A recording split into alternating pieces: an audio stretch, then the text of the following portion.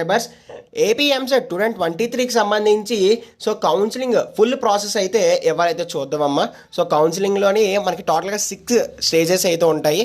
So ఆ 6 stages ఏ విధంగా మనకి ఉంటుందో కూడా క్లారిటీగా అయితే చెప్తాను. సో ఇంకా ఎవరైనా సరే సబ్స్క్రైబ్ అయితే చేయకపోతే వెంటనే సబ్స్క్రైబ్ అయితే చేసుకోండి. సో 40కి అయితే చాలా దగ్గరలో అయితే ఉన్నామన్నమాట. సో ఇంకా లైక్ చేయకపోతే వెంటనే లైక్ చేసేయండి. ఒక 200 లైక్స్ అయితే టార్గెట్ అయితే ఇస్తున్నాం అనమాట. సో ఇంకా టాపిక్లో వచ్చేస్తే ఏపీ ఎంసెట్ 2023కి సంబంధించి ఫస్ట్ స్టేజ్ వచ్చేసరికి రిజిస్ట్రేషన్ అనమాట. సో ఈ రిజిస్ట్రేషన్లో ఏం చెయ్యాలి బ్రో అంటే, so candidate can register online on the APHSC website as per the schedule given. అంటే వాళ్ళు షెడ్యూల్ అయితే ఇస్తారన్నమాట. ఆ షెడ్యూల్ ఇచ్చినప్పుడు మీరు వచ్చేసరికి మీ డీటెయిల్స్ అన్నీ కూడా మీ EAMCET hall ticket number, registration number, మీ date of birth so enter చేస్తారు. ఎంటర్ చేసి లాగిన్ అయ్యి సో మీ డీటెయిల్స్ మొత్తం మీ ఫాదర్ నేమ్ నుంచి సో మీరు ఎక్కడ చదువుకున్నారు ఏంటి అని చెప్పేసి మనకు ఆల్రెడీ ఆ ఎంసెట్ వచ్చేసరికి హాల్ టికెట్ అంటే రిజిస్టర్ అయినప్పుడు పెట్టారు కదా. సో రిజిస్టర్ అయినప్పుడు పెట్టారు కాబట్టి ఇంకా అవసరం లేదు. జస్ట్ ఆ డీటెయిల్స్ అన్నీ కూడా చెక్ చేసుకుంటారు. సో అన్నీ కరెక్ట్ ఉంటే ఇంకా అయిపోయినట్టే. సో రిజిస్ట్రేషన్ అయితే కంప్లీట్ అయిపోయిన తర్వాత పేమెంట్ అయితే చేసేయాలి. పేమెంట్ అనేది అయితే ఎంత ఉంటుందమ్మా, సో ఒక్కొక్క క్యాస్ట్ వాళ్ళకి ఒక విధంగా అయితే ఉంటుందన్నమాట.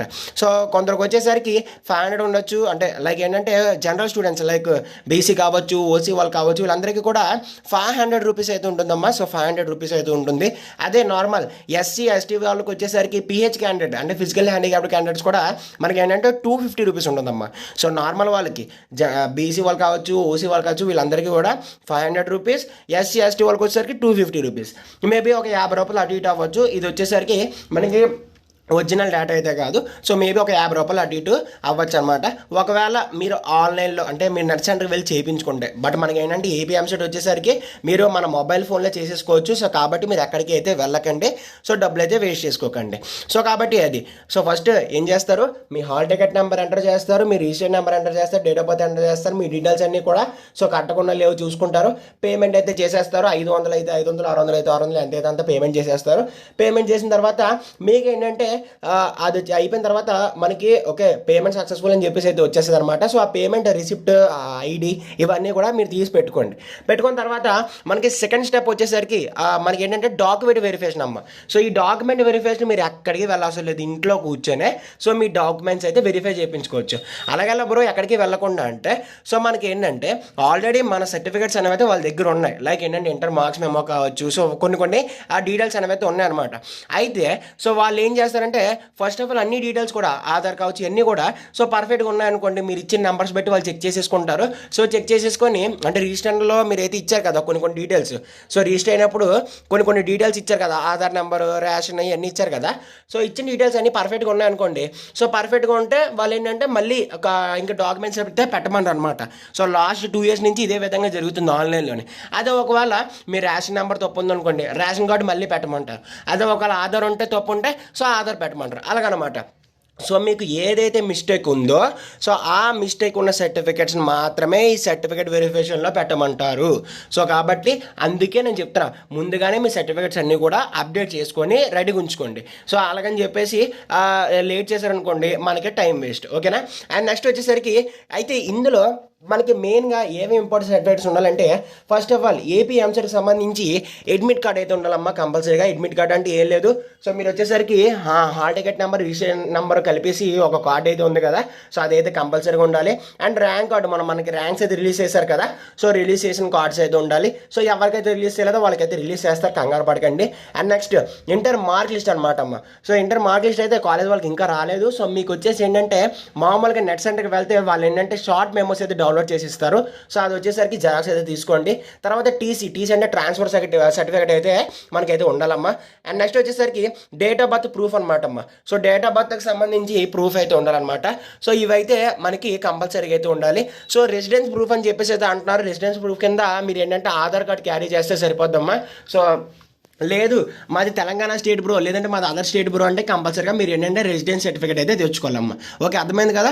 సో ఈ సర్టిఫికేట్స్ అయితే కంపల్సరీగా అయితే క్యారీ చేయండి అమ్మా. అండ్ నెక్స్ట్ వచ్చేసరికి ఇది సో డాక్యుమెంట్ వెరిఫికేషన్ ఇక్కడతో సమాప్తం. సో ఇప్పుడు మనం ఎన్ని స్టెప్లు అయ్యామా, 3 స్టెప్లు అయ్యాయి. ఫస్ట్ ఆఫ్ ఆల్ రిజిస్టర్ అయ్యారు, సెకండ్ స్టెప్ వచ్చేసరికి పేమెంట్ అయితే చేశారు, థర్డ్ స్టెప్ వచ్చేసరికి మనకి డాక్యుమెంట్ వెరిఫికేషన్ అయితే కంప్లీట్ అయిపోయింది. సో ఇంకా నెక్స్ట్ వచ్చేసరికి మనకి ఫోర్త్ వచ్చేసరికి చాయిస్ ఫిల్లింగ్ అమ్మా. Choice filling is nothing but web options.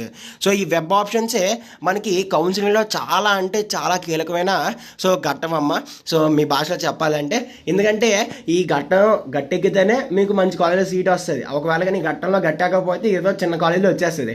First కౌన్సిలింగ్లో చిన్న కాలేజ్లో వచ్చింది అనుకోండి, సెకండ్ కౌన్సిలింగ్కి వెళ్ళేసరికి ఫస్ట్ కౌన్సిలింగ్ 90% సీట్స్ అయితే కంప్లీట్ అయిపోతాయి అమ్మ. 90% సీట్స్ కంప్లీట్ అయిపోతే సో సెకండ్ కౌన్సిలింగ్కి వెళ్ళిన తర్వాత 10% సీట్లే ఉంటాయి.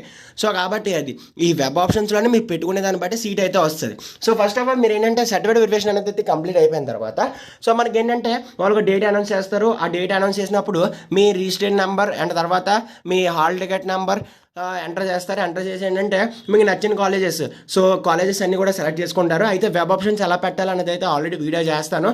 సో ఆల్రెడీ ఒక వీడియో అయితే ఉంది, ఎలా ఏ ఆర్డర్లు ఇవ్వాలని చెప్పేసి. సో ఎలా పెట్టాలన్నది కూడా వీడియో చేస్తాను. సో కాబట్టి అది వెయిట్ చేయండి.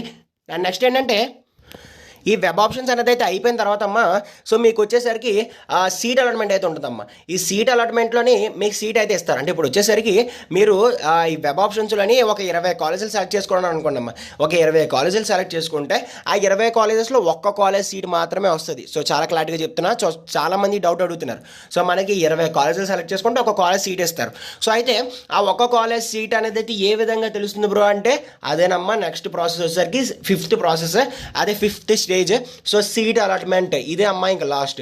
సో 5th వచ్చేసి ఏంటంటే సీట్ అలాట్మెంట్. వాళ్ళు ఏం చేస్తారంటే ఒక అలాట్మెంట్ ఆర్డర్ ఇస్తారు.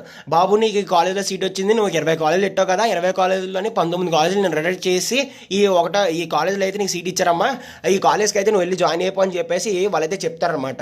సో అయితే మీరు ఏం చేస్తారు, అలాట్మెంట్ ఆర్డర్ అయితే నెట్ సెంటర్కి వెళ్తారు, డౌన్లోడ్ చేసేసుకుంటారు. సో డౌన్లోడ్ చేసుకొని మీరు ఏంటంటే అలాట్మెంట్ ఆర్డర్తో పాటు టికెట్స్ అయితే పట్టుకొని అలాట్మెంట్ ఆర్డర్. సో చెప్తాను చూడండి, కాలేజ్కి వెళ్ళినప్పుడు ఏమేమి పట్టుకెళ్ళాలంటే అలాట్మెంట్ ఆర్డర్, తర్వాత వచ్చేసరికి మీ ర్యాంక్ కార్డ్, మీ ర్యాంక్ కార్డ్ అయితే పట్టుకెళ్ళాలమ్మా. సో మీ ర్యాంక్ కార్డ్ తర్వాత వచ్చేసరికి ఇంకా ఈ డాక్యుమెంట్స్ అమ్మ, మెయిన్ ఇంపార్టెంట్ వచ్చేసరికి డాక్యుమెంట్స్. సో ఈ డాక్యుమెంట్స్ టోటల్గా ఇవన్నీ కూడా మీరు పట్టుకొని కాలేజ్కి వెళ్తే మీకు సీట్ అయితే అలాట్ చేసేస్తారు. ఓకేనా. సో ఇది వచ్చేసరికి 6th స్టెప్ అమ్మ. సో 6th స్టెప్ వచ్చేసరికి reporting in the college. So వాళ్ళు వచ్చేసరికి 5 days 6 days టైం ఇస్తారు. ఆ టైంలోపు మీరు ఆ కాలేజీకి వెళ్ళి రిపోర్ట్ చేస్తే మీకు సీట్ ఇస్తారు, లేదంటే సో మీకు సీట్ పోయినట్టే. సో కాబట్టి అది మనకి ఏంటంటే ఈ 5 స్టెప్స్లో అమ్మ. సో 5 స్టెప్స్లో మనకి చాలా అంటే చాలా ఇంపార్టెంట్ అయినది ఏమైనా ఉందంటే అది వచ్చేసరికి డాక్యుమెంట్ వెరిఫికేషన్. సో చాలామంది ఇందులోనే మిస్టేక్ చేస్తారమ్మా. సో ఇది అయిపోయిన తర్వాత మనకి వెబ్ ఆప్షన్స్, ఈ రెండింటిలోనే చాలా మిస్టేక్స్ అయితే వస్తుంటాయి, బ్లండర్ మిస్టేక్స్ అయితే వస్తాయి. సో అయితే ఈ మిస్టేక్స్ అయితే రాకుండా నేను ఏంటంటే వీడియోస్ అయితే కంపల్సరీగా పెడతాను. సో కాబట్టి ఇది ఇవాళ వీడియో. సో మీకు నచ్చింది అనుకున్నాను. సో మీకు అర్థమైతే కంపల్సరీగా అయితే సబ్స్క్రైబ్ చేసుకోండమ్మా. సో సబ్స్క్రైబ్ చేసుకుంటే ఇలాంటి మరిన్ని వీడియోస్ అయితే నాకు చేయడానికి అయితే కొద్దిగా ప్రోత్సాహంగా అయితే ఉంటుందన్నమాట.